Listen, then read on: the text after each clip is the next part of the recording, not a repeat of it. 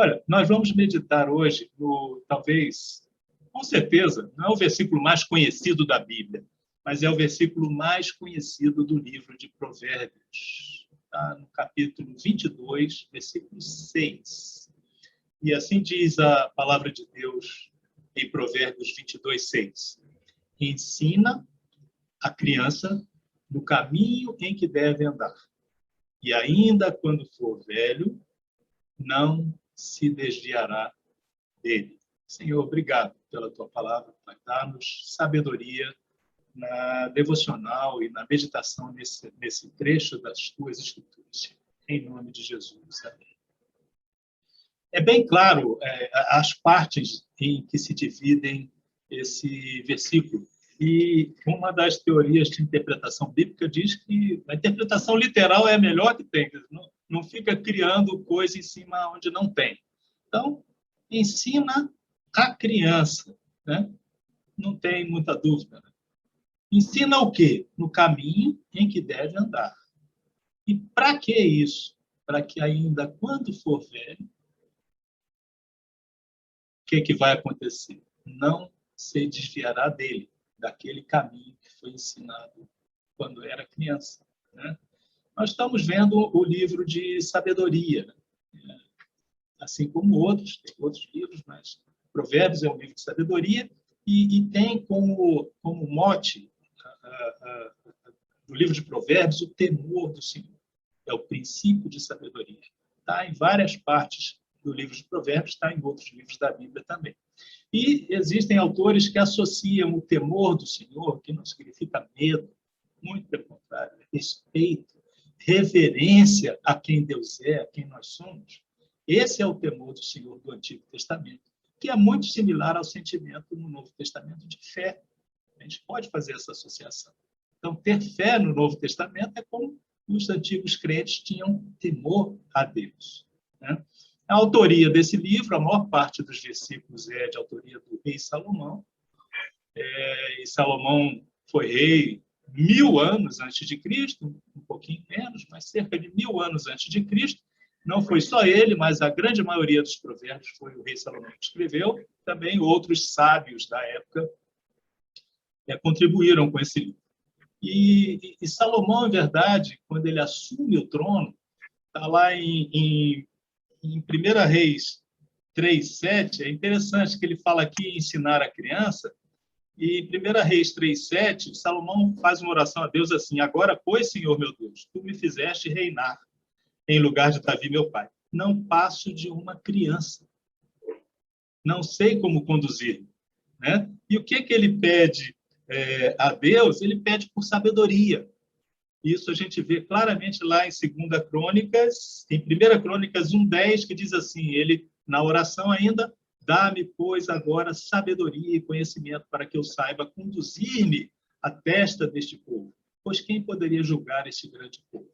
Essa é a sabedoria, né, que Salomão diz que nós devemos ensinar à criança, né?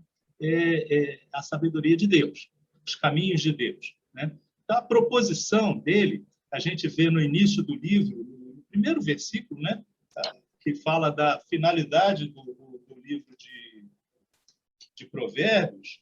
Ele começa lá, Provérbio de Salomão, capítulo 1:1, e para quê? Para dar aos simples prudência e aos jovens conhecimento e bom senso. Então, esse é o propósito do livro do livro de Provérbios.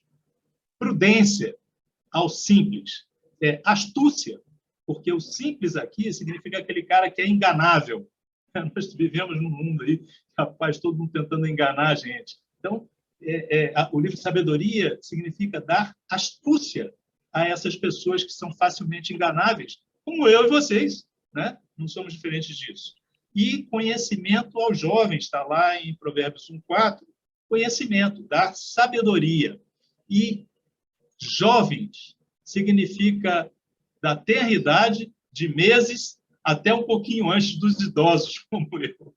Não está excluindo os idosos, não, porque sempre há esperança para você se converter aos caminhos do Senhor. Mas a melhor idade, como se diz, que é a minha, já é para você estar aplicando mais do que ainda aprendendo. Enfim, criação de filhos. é essencialmente o que o livro de Provérbios ensina, como criar bem o filho. E a gente pode associar, já fazendo uma aplicação, a evangelismo, né? Aqueles que ainda não conhecem Deus são como crianças, são enganáveis. Enfim, e a Bíblia diz que o melhor ensino que a gente pode dar a alguém, partindo da nossa própria família, é o caminho do Senhor, os ensinamentos bíblicos, né? Então, já assim, bem dentro do versículo agora, a palavra ensina a criança, ensina. O verbo, ele é mais do que ensinar. Ele fala assim, dedicar-se ao jovem, e pode ser também entendido como dedicar ao jovem, a um firme compromisso, a um compromisso sério com os caminhos, com o que está sendo ensinado. Então, ensina, não é simplesmente ensina, assuma um sério compromisso em ensinar a criança no caminho que deve andar. E criança é aquele simples que nós vimos lá no início do livro de Provérbios, né, que é destinado aos simples, são aquele criança carente de juízo, que não tem juízo. Enquanto a gente não tem bom siso, nós somos como crianças, independente da idade. E é como criança que a gente erra, a criança tenta dissimular e disfarçar sempre que não que ela está certa. Enfim, precisa de direção. Criança significa aquele que precisa de direção. Desde nossos filhos pequenos, filhos mais velhos, filhos bem mais velhos, netos, e pessoas que ainda não conheceram o Senhor, precisam de direção. E o versículo continua, o termo lá, não se desviará, isso não é uma promessa, nós estávamos comentando isso antes de iniciar aqui. Não é que o livro de Provérbios, a gente é como se fosse a conjugação de um verbo regular, né? Você sabe todas as conjugações, vai dar tudo certo, é um mundo ideal, né? Um mundo naquela época teocrático, né? Baseado no ensinamento de Deus, né? Então, nós sabemos que a gente vive num mundo caído. Então, não é necessariamente uma promessa de que você ensinando seu filho, ele não se desviará. Poderá se desviar. Mas o que ele quer dizer aqui, o não se desviará, é que fica aquela semente do efeito inicial positivo da palavra de Deus. Jesus, em Mateus 19:14, fala assim, deixai vir a mim os pequeninos, porque são aqueles que estão abertos a aprender, né? Então, aquele ensino inicial fica, e você provavelmente não vai se desviar deles, mas não é uma promessa. Justamente porque a salvação é individual, você vai ter um dia que confessar a sua fé. Isso é mediante a soberania de Deus. Por mais que você ensine, um momento da vida da gente, o Espírito Santo toca o nosso coração. E isso que é a soberania de Deus. E é difícil ali delimitar até onde vai a responsabilidade humana, onde começa a soberania de Deus. Não é tão fácil administrar isso. Mas o livro de Provérbios é isso, está dando um caminho ideal, né? Os pais devem mostrar o caminho à criança. Rapaz, Jesus disse que ele era o caminho, né? Eu sou o caminho, a verdade e a vida, João 14:6. Então, a gente já sabe para quem ensinar, o que ensinar, o caminho, Jesus. Tem uma ilustração interessante que nós fomos criados à imagem e semelhança de Deus, né? E com a queda, nós perdemos essa imagem e semelhança e, quando somos regenerados, nós melhoramos isso. Imagina aquele papel laminado, você dobra sanduíche e tal. Ele, quando vem no rolinho, é bonito demais, né? É espelhadinho. Aí você amassa ele fica todo... Aí, quando você desamassa, ele nunca vai ser a mesma coisa. A imagem nunca vai ser a mesma, mas vai melhorando ao longo da vida. Esse é o processo de santificação, né? Como se fosse aí a imagem de papel laminado. Então, concluindo esse versículo, o que a Bíblia quis dizer lá naquela época, que é simples assim, e o que ela diz hoje para a gente? Os pais, e aí eu incluo também os evangelistas, né? Os pais na fé, dão o pontapé inicial nos caminhos que se deve seguir. Esse é o mais importante, é o pontapé inicial. Ensina a criança no caminho que deve andar.